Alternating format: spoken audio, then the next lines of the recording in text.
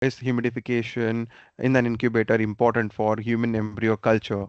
Now, this is something which have been in discussion for a quite long, that we humidified with so many dry incubators also coming into picture. So humidified versus dry incubator, and this has been linked to obviously the basics, the medium, and a lot of other parameters. And who better than Professor Hubert Joris, who is today with us for this exciting session.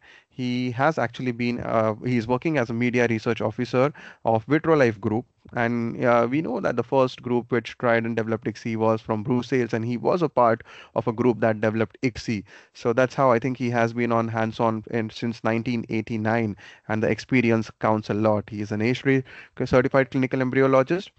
He has authored more than 60 peer-review articles on ICSI, PHD, and cryopreservation. His reach can be well thought of with 52 as an H index with more than 104 publications and citations, which means people have read him a lot. And he is a kind of a living library. So if he does not know about papers published in the field of IVF, it's not worth to know. So it's a big pleasure to have you here, Professor Hubert Joris. With the introduction, I'll pass on the virtual mic to you, and you can further go ahead and start your session. Thank you very much for this very kind introduction.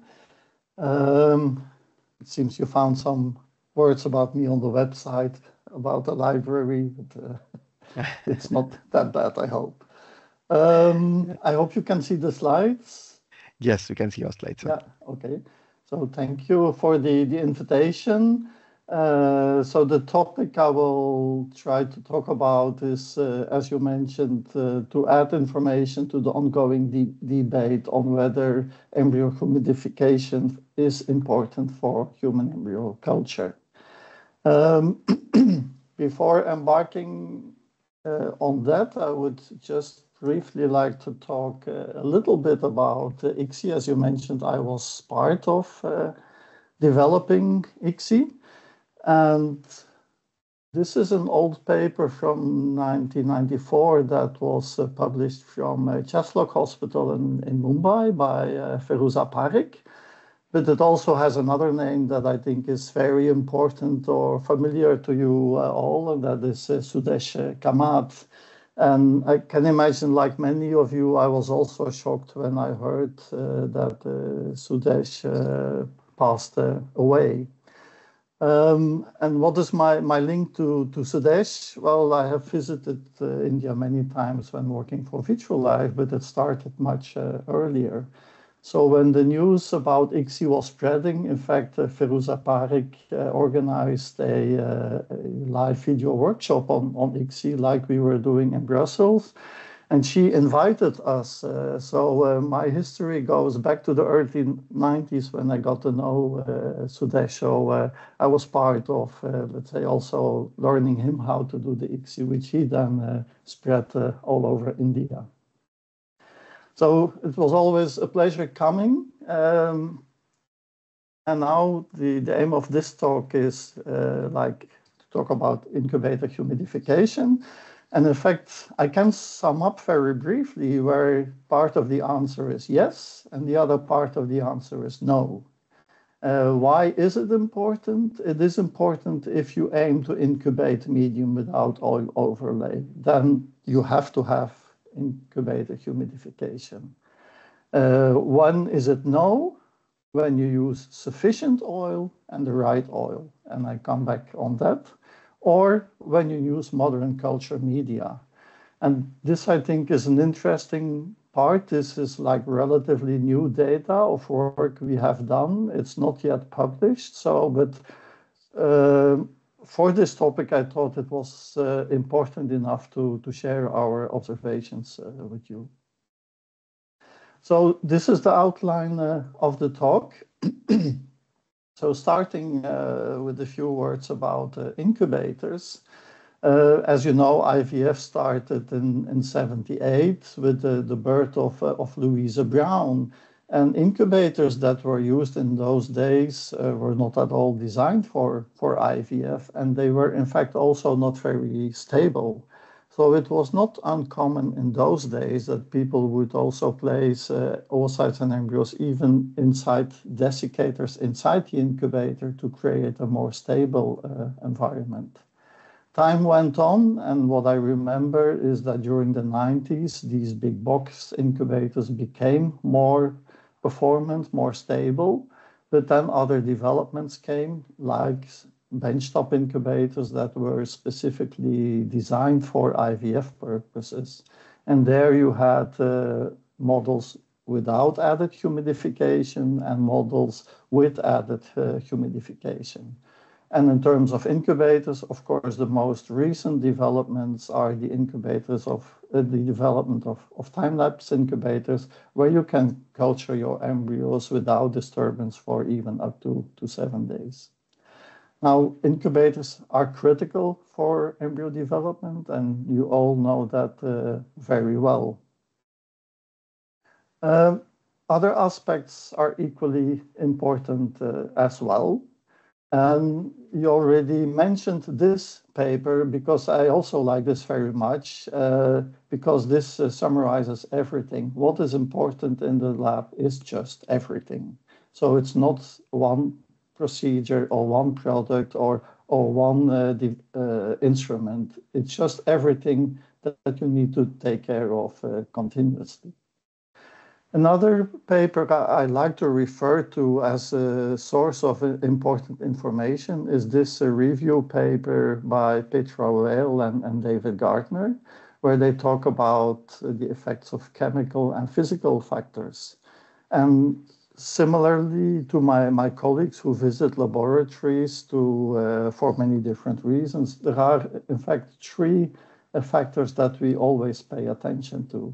And when you manage to optimize temperature, pH, and osmolality, this will help you tremendously in getting optimal results. So these three parameters, they are important individually, but they are also linked between each other. I mean, when you take a dish with medium and an embryo outside the incubator and the temperature decreases, that already will result in an increase in pH. So it's not just the fact of having no CO2, just a different temperature already changes pH. Temperature also affects osmolality, because if you have a medium without oil and your temperature goes up, your evaporation will increase and your osmolality will increase. And eventually, a change in osmolality can also cause a change in pH. Now, when you grow embryos, your incubators, you add CO2 to obtain the right pH. And just one practical detail, depending on where you are located, you may have to adjust that just due to differences in altitude. Temperature is critical. We know that today incubators are very stable in terms of temperature, but there are many other points where you can also have to optimize temperature, and that's certainly during handling, oocyte retrieval, denudation, ICSI. And there it's very important that you choose the right set point, because a set point of 37 degrees on your heated stage may not be sufficient at all, and that you validate this properly. Now, osmolality, also important, and osmolality may change for many different reasons. Of course, handling is very important, dish preparation, culture, environment, and I come back on some of these aspects. Now, these three parameters, temperature and pH, they are reversible, but osmolality is irreversible. So once osmolality of your medium changes, it cannot go back to normal. And that's another important reason to try to not have important changes in your osmolality. And their handling is really critical. So why is osmolality important? Well, it's critical to maintain viability of cells. You know that media contain many components, salts, amino acids, sugars, where some of the components have a big impact on osmolality, like the salts. And there are also components that protect cells against osmolality changes. Now, cells always aim for an equilibrium, and cell homeostasis is really important for normal embryo development. So it's also important that media provide a correct tonicity so that you can develop embryos in the best possible way. But the question then that we will come back on is, what is correct tonicity? So if you read this paper, it states what optimal medium osmolality is. And there is a lot of debate where people talk about 290, 300 milliosmol as a critical limit, and can certainly come back on that. But then the question is, what is the basis for this recommendation? Where does it come from? If you then go back in literature, you can go pretty far to a paper from 1963 by Ralph Brinster, who grew mouse embryos under different osmolalities and identified that roughly around 280 milliosmol, he had the best embryo development. So that's a very old paper, but still referred to when it comes to medium osmolality. A more recent paper that is also referred to very often is this paper from Jason Swain. In this paper, where they looked at effects of dish preparation and osmolality changes, they also performed mouse embryo assay. And as you can see from this graph, they performed mouse embryo assay at different starting osmolalities. And you can indeed see that if osmolality reached 310, or when that was the starting osmolality, embryo development was really poor compared to lower osmolalities. So based on this information, you could think it's indeed correct that around 290 milliosmol may be a limit for normal embryo development. Now, osmolality is affected by many conditions, and also disposables and oil play a role here. Why do you use oil in the laboratory? Very often it is because you want to culture in small droplet or relatively small droplets, and by having an oil overlay, you minimize evaporation. It's also clearly known that not oils are the same. And there is very interesting work from Embryo Tools in Barcelona. This is one paper by Enric Mestres, working at Embryo Tools, where they looked at different oils. So in this study, they compared 13 different oils that are available on the market, and it included light and heavy oils.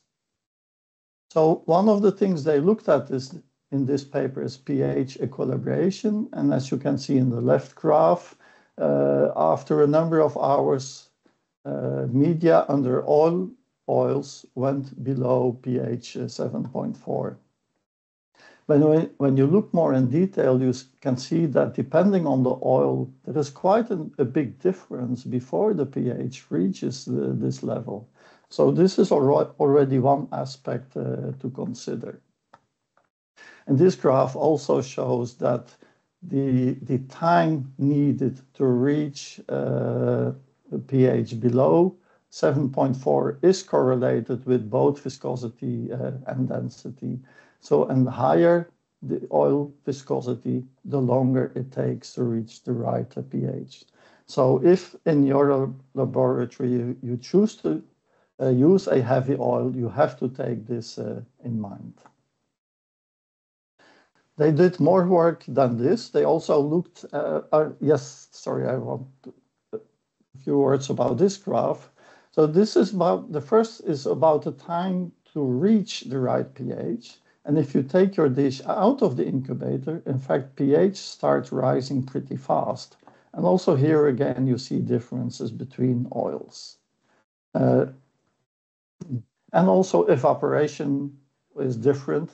Depending on the oil used, you see that after 7 days of incubation, there is quite a range between osmolarities that have been reached.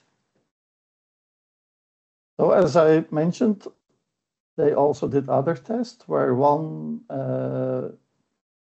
test is looking at mouse embryo development, which is used as a QC test.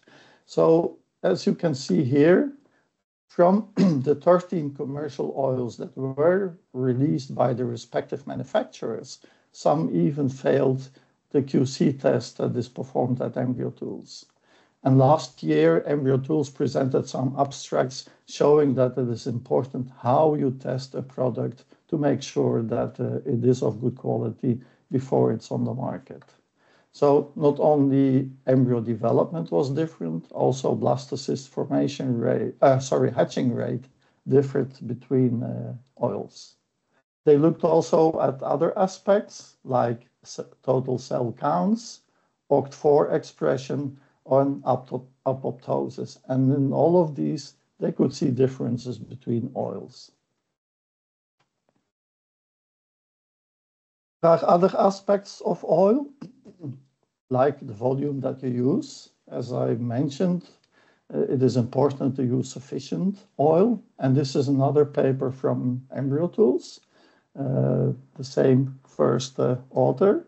And here they looked at what osmolality changes over time in relation to the volume of oil used in the same dish. And as you can see in graph A and B, depending on the volume of oil used, you see a difference in osmolality. So that is really important to keep in mind, that if you aim to culture without medium change for 5 or even up to 7 days, that you use sufficient oil. They also looked at the differences having a medium in a humidified incubator without or with oil, or also the volume of oil that was used. So another important aspect. Another point I would like to mention is the way you pipette oil. We presented that in an abstract at the Alpha meeting last year, because when you prepare dishes, often it's many dishes, you are stressed, you want to do it fast, and it's in one way important to cover your medium with oil as fast as you can, but it's also important how you pipette oil. So what we looked at, for instance, is there an effect of the pipette that you use? So on the y-axis, you see the volume of oil that remained inside the pipette. So we always pipetted the same volume, and in this experiment, we used a 2 milliliter, and then you can see that depending on the volume of the pipette that you use, less or more oil remained inside the pipette. So it may mean that you think you have pipetted a certain volume on the medium, but in practice you have not. That is one aspect. Another aspect is how fast you pipette. So if you expel the oil fast, more oil remains inside the pipette compared to when you expel slow. So this is another important aspect of how to deal with oil. So you see that handling, making a choice which oil, using sufficient oil, the way you pipette it, all this can have an impact on how osmolality changes during your culture. Also, dishes play a role. There are several studies published. Here is from one study where they used different time-lapse dishes, and you can see that the osmolality differed depending on the dish used, with the embryoscope plus slide having the lowest osmolality increase over time. And this is from another study, again from Embryo Tools, where they showed a similar difference. So this tells that having one study with one type of dish cannot be extrapolated to other conditions where you use other dishes or other oil. So there are many factors affecting how osmolality increases.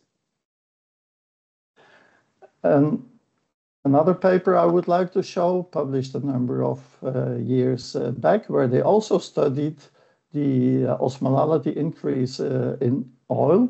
And what they show here in this graph, what is an important parameter, is the surface area to volume ratio. And as you can see, when this changes, you can have a much higher increase in osmolality over time. In practice, what it means, the smaller the droplet, the higher your increase over time.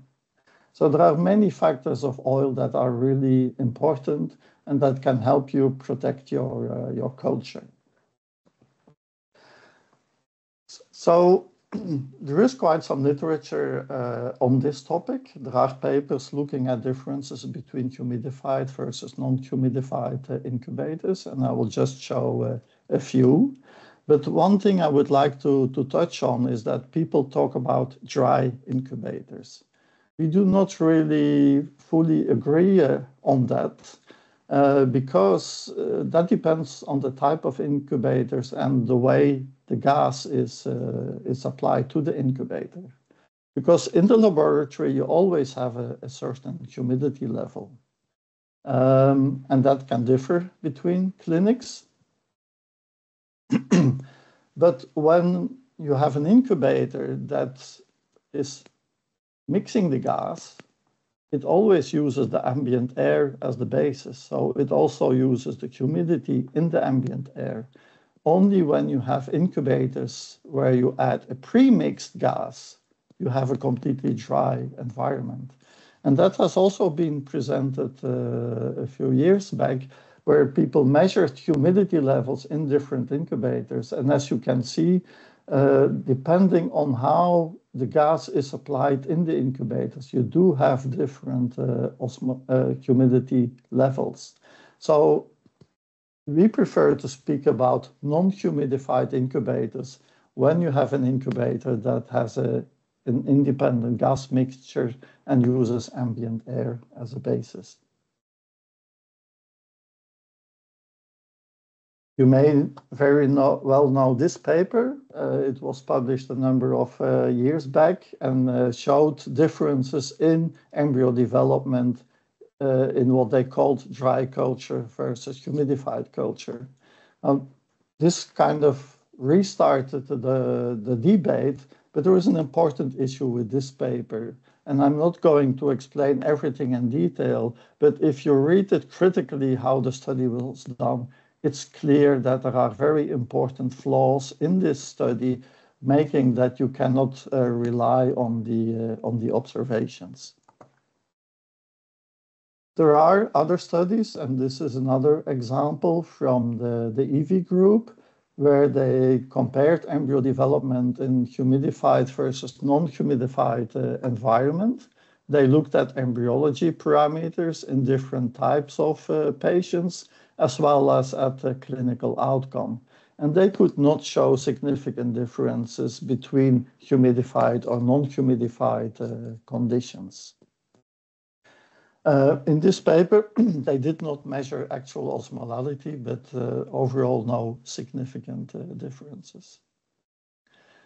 Another paper is this one from Japan, where they did not look at embryo culture, but they only looked at osmolality changes during culture. And this graph shows you the results that they had from comparing two non-humidified incubators with the humidified one.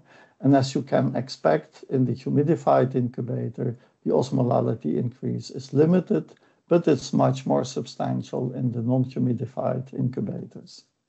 What is interesting here, and also confirms from the Mullen paper that I showed you before, if your droplet volume is higher, 200 microliter here versus 50 microliter, you do have much less osmolality increase.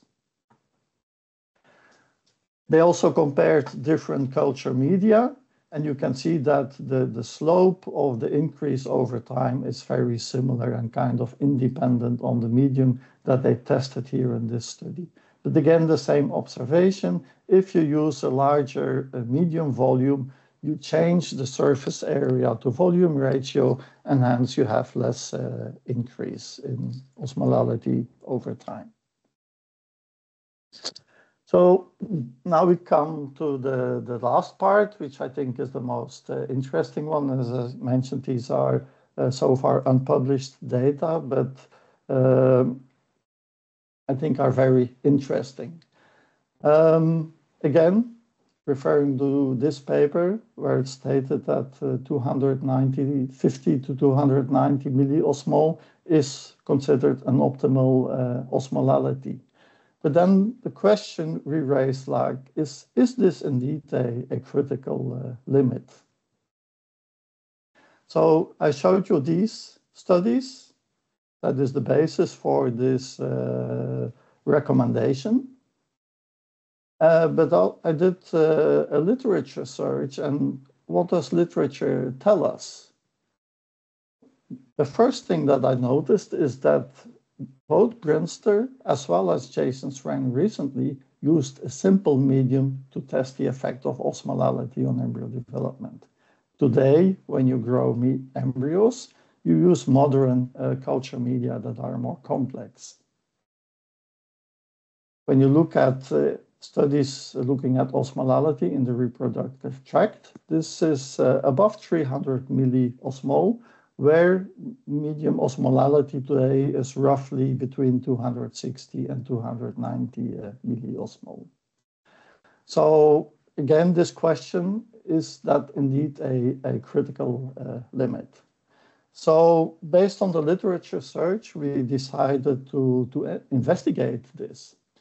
So what we first did is looking at medium osmolality changes. So comparing a simple versus a modern culture medium in a humidified versus a non-humidified environment. And at the end, we also checked whether medium components have an effect here.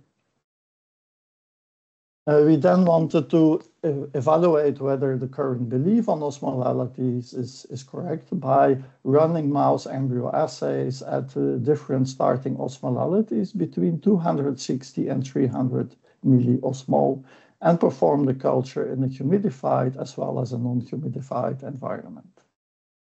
So we performed sham culture for the osmolality measurements, and then did mouse embryo development up to the blastocyst stage and performed cell counts. So the first question, does medium composition protect against osmolality changes? Again, when you look at literature, you can find quite a bit of that. And Jay Bowles is someone who spent his professional career on investigating this topic. So there are some very interesting papers that show that amino acids can play an important role in protecting embryos for osmolality changes. Now, what is the composition of modern culture media? And there is a very recent paper from a group in the Netherlands that analyzed up to 50 different media. And this is the graph on the amino acid composition. So these are the culture media. And below here in pale blue, you have the glycine concentrations in these respective media. You see that media contain glycine and more or less at the same concentration. So what did we do? As mentioned, we compared always simple media. SG1 for us at Vitrolife means simple G1. So this is our special test medium that we have made as poor as possible to also stress embryos when they develop. So in essence, it means it's a basic medium with salts, carbohydrates, allowing to grow mouse embryos, sorry. So, and then, as I mentioned, different osmolalities starting from 260 to 320, kept in the incubator for 4 days, and then measured osmolality. And we did the same using GXTL. So what are our findings? How does osmolality change over time?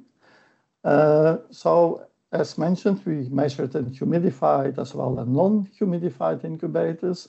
So when looking at the results in humidified incubators, we saw that there was hardly any increase in osmolality. So the increase in osmolality was only between 4 to 6 milliosmol in a simple medium as well as in a moderate medium and at all starting osmolalities.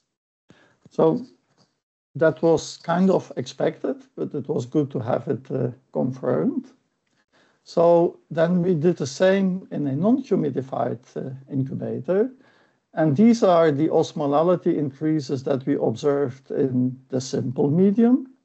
So as you can see, substantial increases during this incubation period. And what you can see from the curves is that with higher starting osmolalities, you get a more steep increase in osmolality during the culture period. So percentage-wise, also this is a higher percentage increase in osmolality compared to the lowest value. So when doing that in a simple medium, obviously there are very important osmolality increases. But not so if you do that with GXTL. So interestingly, in GXTL, independent from the starting osmolality, the increase is the same. So these look very parallel. So, and this is also significantly different. The osmolality increase in a moderate medium is much less compared to a simple medium. Well, what can be an explanation for this difference? Well, the media contain amino acids, as said, and polar amino acids, as well as hyaluronan, can bind water. So this is probably an additional functionality for these components in modern culture media.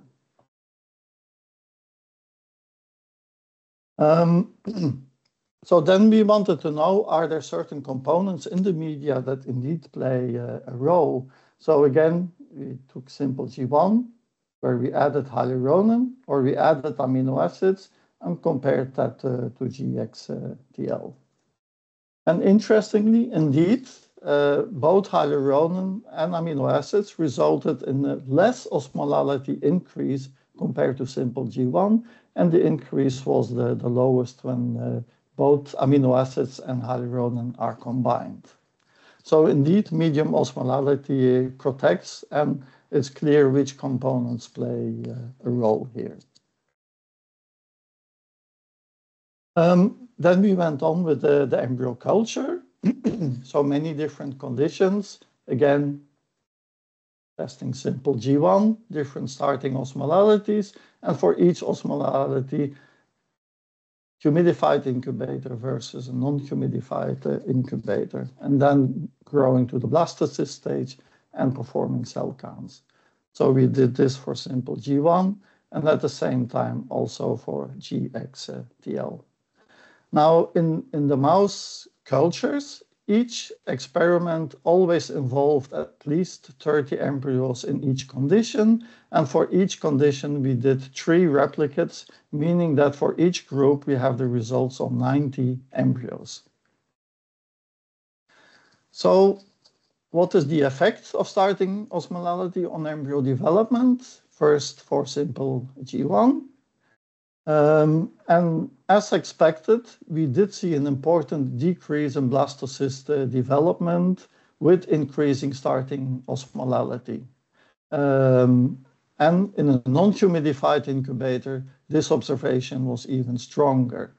This is not a surprise, and in fact, it confirms the findings from Jason Swain. So if you use a simple medium, indeed, the blastocyst development is largely affected when your starting osmolality increases. So that's for simple G1, but would we observe the same for GXTL? Based on the literature search, I would expect differences in the results compared to simple G1. So these are the results for the incubation in the humidified incubator. And as you can see, if you use a modern medium containing amino acids and hyaluronan, even at a starting osmolality of 320 milliosmol, there is no effect on embryo development. What about the non-humidified incubator? Exactly the same. So we were, based on literature search, this is kind of what we expected, and we also could confirm it. So this, I think, adds a very different perspective to the ongoing debate on whether humidification is critical. As mentioned, we also did cell counts of the resulting blastocysts. When you have a humidified environment, there is no difference whatsoever. In the non-humidified incubator, we did find a difference in cell number between the lowest and the highest osmolality. And I'm not so surprised about that. For me, that can be explained by the level of amino acids present in the media, because the literature shows that with higher amino acid levels, you have a better protection. So as a summary, different incubators are used. The debate on added humidification is ongoing, and osmolality is important, but we questioned the current beliefs. Today, there is much less use of sequential media for different reasons, and certainly when you perform undisturbed culture, it is important to use sufficient oil and the right oil. And also the type of dish that you use affects this. Our work shows that modern culture media protect very well against osmolality changes during culture, and that amino acids and hyaluronan play an important role in this protection. And when using these modern media, you can develop embryos in a much wider range of osmolality. However, I think we still need to do more work to further improve the protection that we add. What, however, remains critical is that when you prepare dishes, you should pay attention as much as you can to minimize osmolality changes at that point. Oh, thank you. So I'm happy to answer questions you may have. Great. Thank you so much, Professor Hubert Joris. I think it was a very insightful session. You literally took it from the basics on uh, how the pipetting also matters, how are the different oil that matters, at the same time, what is an optimal osmolality, how it changes, and then various experiments of the mouse embryo assay to prove with the support of modern culture and the simple culture or a sequential culture. So I'm sure that it covers a vast range of understanding. And we know as a scientist, uh, there cannot be very simple yes or no, and your protocols has to be standardized with regards to what you want to achieve. And every company, every clinic has a right to change them according to their setup. But it has to be scientific, and that is what your session showed us today. That use the science to make sure that you have the optimal setup in your lab. So thank you for that wonderful talk. Yes, and as you Thank were you. speaking, we do have the questions in the chat box. So Dr. Priyata has asked that can the presence or absence of humidity affect the efficiency of nutrient diffusion or the exchange of metabolites in the culture droplets? Um, Based on the results I showed you of the recent work we did, it's probably limited as long as we are in the right environment. And again, the right environment is complex. And as I showed in the last graph, I think we can still improve that. But as long as you have a good balance of nutrients, protective components, I think I would say there is very limited danger with having a non-humidified environment. Okay, so I mean, with regards to the current culture conditions, and it doesn't matter much whatever yeah, way this particular nutrient exchange happens in the maybe humidified or non-humidified. So I would also like Yeah. to just mention that we also have now, I think, Dr. Ritesh Agarwal joining in. Unfortunately, Ritesh sir was unable to join in at the start because of some challenges, but he has joined us. So, welcome, Ritesh sir. Please, if you can also join in, it would be of a great pleasure. Uh, by that time, I'll go on to the next question. Nibhash Kumar says that thank you for this incredible, insightful talk on osmolality. The question is, sometimes we prepare dishes using cold media straight from fridges, while other times we use pre-equilibrated warm media. In your experience, which method is more stable in terms of osmolality changes? And second question is, does one have a clear advantage over the other in terms of supporting the better embryo development? This question is something which kind of disturbs a lot of embryologists. It's really confusing. Should we go with the cold media? Should we go with the pre-equilibrated media? And if it's a cold media or it's a pre-equilibrated media, should you still prepare the dishes on the cold stages or the warm stages? So if you Mm. can throw just some light on this question. Yeah. The paper from Jason Swain 2012 that I mentioned is a very good let's say source of information here, because these are exactly the points that they investigated. Clearly, performing dishes not on a heated stage is very important to reduce osmolality changes. In fact, as soon as you start making droplets, your osmolality start to change. So on the question on cold medium, warm, pre-equilibrated medium, our recommendation is always use cold medium. Take it from the fridge, make a dish, put the medium back. We understand that for some, let's say, conditions, people would like to have medium equilibrated for emergency cases, so that you could still make a dish that you can use very soon thereafter. If the medium is warm, osmolality increase will be more. That is kind of logic, that is physics. So if you use warm medium, you have to be even more careful. And I would say, yeah, try to add the oil even faster.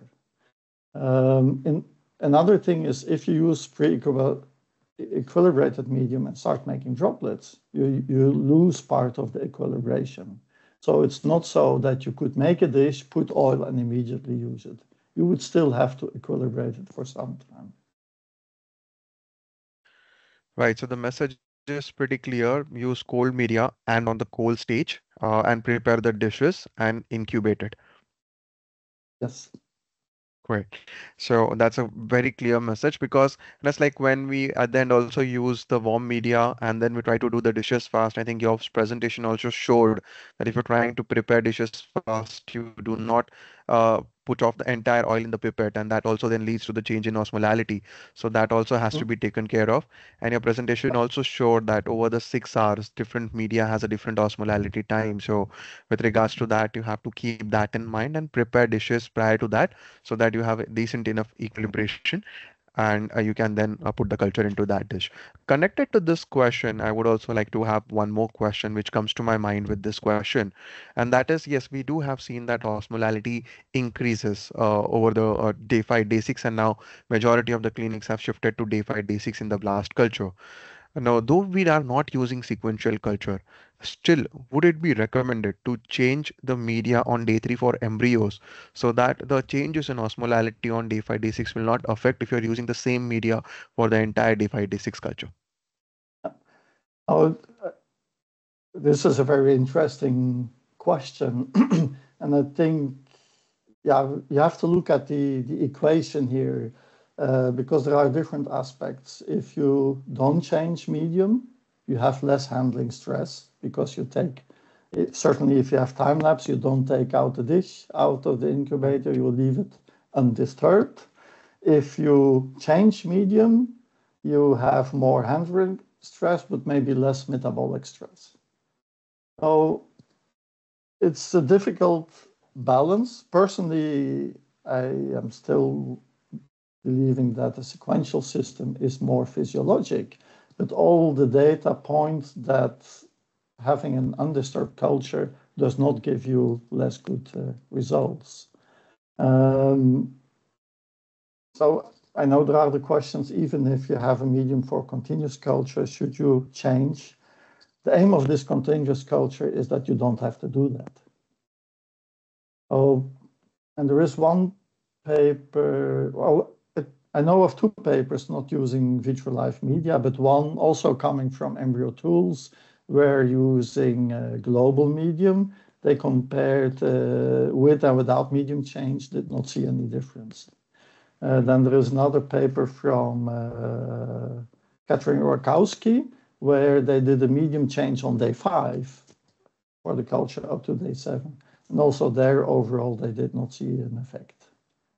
So, to my knowledge, with the data available so far, there is no need for changing media if you use a medium for undisturbed culture. Okay. Great. So yeah, I mean there are different type of stresses. I think Jason Swain paper also mentions the same that with regards to stress there is a chain reaction being induced, and you need to make sure which is the stress which you are handling, and accordingly you have Yeah. to have the SOP. So that's what next question is also about, I believe, from Priyata, that can embryo culture medium be tailored according to the preferences of the lab based on the use of dry or humidified incubators?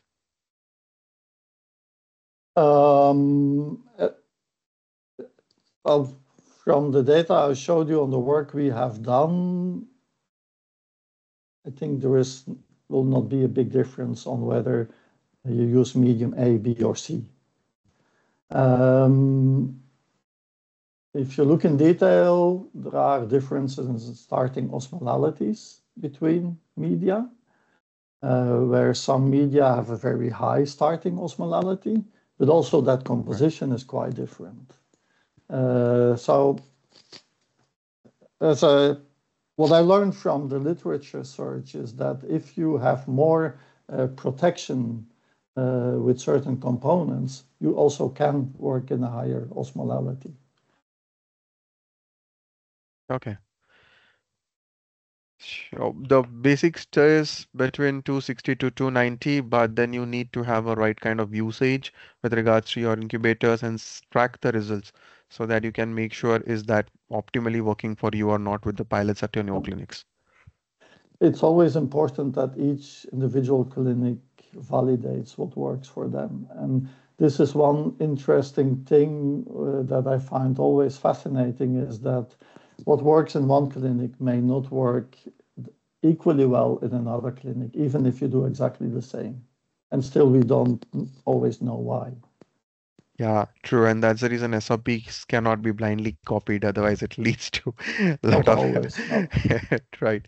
So the next question is from Khalil, and he's mentioning Khalil, and is like, does humidity affect the blastocyst formation rates or embryo morphokinetics? And does it lead to oxidative stress or mitochondrial dysfunctioning?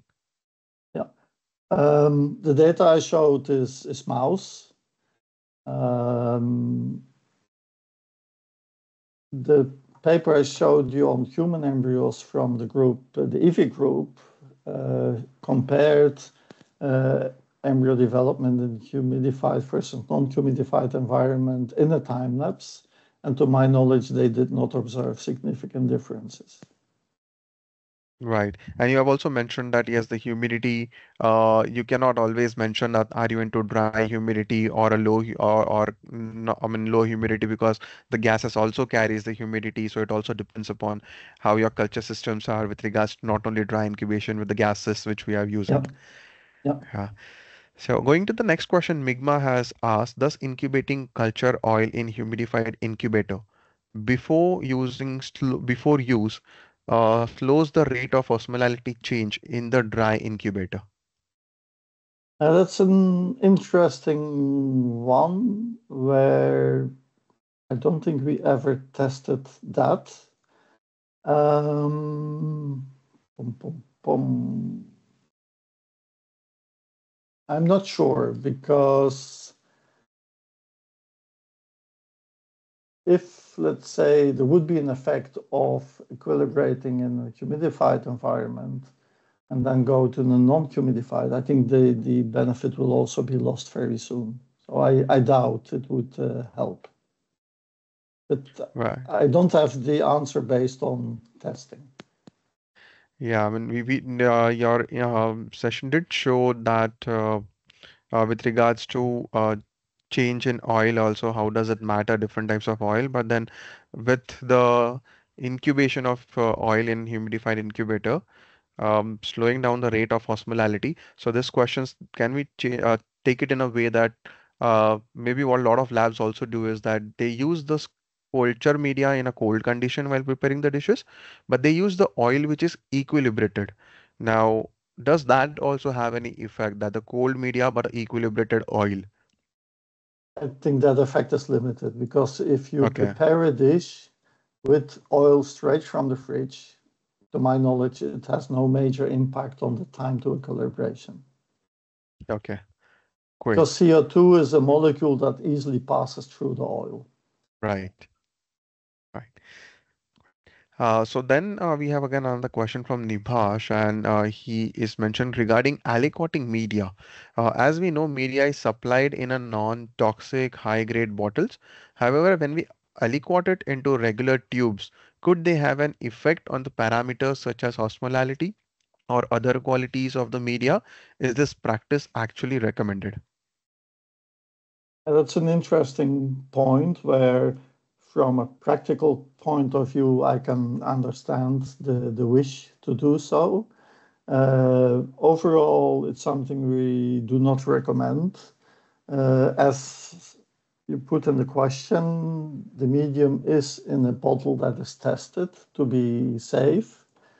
Tubes, depending on what tubes that you use, if they are MEA tested, can probably assume that they are okay. But then what is important is indeed how do you aliquot. If you consider doing that, it is important to fill up your tubes as much as possible. Because let's say you have a 5 ml tube and you put 1 ml of medium in it that you put away, then you have a lot of air above, and your medium can evaporate. It will find an equilibrium, so osmolality can go up.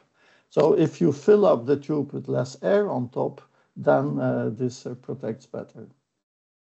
Yeah, because I believe this also differs from clinic to clinic. Now, there will be some clinics will be doing possibly 5 cases in a 10 days of time, and there will be clinic will be doing 5 cases in a 2 days of time. So, with regards to difference in workload, the practice with regards to aliquoting the media will also change because exposing the bottles again and again, if you have a high number of cases, does that also have an impact on the media? It's correct if you have, let's say, a high turnover where it takes less time to consume a bottle, there is always less risk on important changes. Yeah. So one of the comments which we also had in one of the previous discussions is from Joyce that no difference was seen with humidified or dry incubator for the media change on day three using single step. This is with respect to the previous comments which we had while we're discussing change on day three required or not. And this is also with regards to other papers which we have mentioned. Yeah, I'm not surprised that you don't see a difference. Sure. But maybe I misunderstood the question. Yeah, maybe it all comes at the end to the handling of embryologist as well, or how well defined the Yeah, protocols are, or how the embryologist is skilled enough to manage. Because as you mentioned rightly, that there can be metabolic stresses which we reduce, but at the same time there can be the handling stress which we induce on the day three. So yeah, there with regards to skill of embryologist in varied conditions, it can yeah. change or it may not change, and that's how different research papers come up with different conclusions because the skills Yes, may also matter. no, I fully agree. And those are things that are not always written or clear from the publication. Yeah. Right. Thank you. Any study available for the effect of humidity on different stages of embryo, like 2 cell, 4 cell, 8 cell, 16 cell, or like that is the question from Maninder, and how the humidity Um, affects the different morphokinetic uh, yeah, levels, I suppose. not that much to my knowledge, but as embryos are more sensitive at earlier stages, I wouldn't be surprised if you could test that you would have more of an impact in earlier stages compared to later stages. Okay. When we have actually reached the time which we had mentioned at 6 o'clock, but there are three more questions. So if you have time, maybe you can quickly take it, and if not, then maybe I can text you them and then respond to the users. I- If it's okay, I'm happy to answer them, but if you could email me, then I'll do that because I still have other obligations. Okay, okay, great, fine. So definitely, I'll reach out. So Mr. Anuj, Kishore, Shrikant Itali, and Dr. Prashant, we will be noting your questions. Unfortunately, with regards to time constraints, we couldn't take forward the next set of questions, but we'll definitely come back to you. Priyata, I'll just request you to note all these questions, and maybe if we can use reach the users, we can mail them to Professor Hubert, and once we have the answer, we'll respond it to them. So. Thank you very much. Sorry and apologize for not having all the questions been answered, but that's a time frame which we have, and we do understand the commitments which you have given. So thank you first of all for being available, answering all the questions optimally, and at the same time throwing light on this basic but most important topic, which is a continuous debatable topic, and all of them keep discussing on this humidification and non-humidification parameters, which ends up to how you set up in your labs and how SOPs you have and how well science you understand and have it rightly implemented in your laboratory. So thank you very much, Vitrolife. Thank you, Professor Hubert, and thank you everyone It's been for a joining pleasure. in. Okay, thank you. Have Yeah, a good evening and weekend. same to you. See you Okay, all till yeah, the next month. bye. On the yes, bye. Thank you.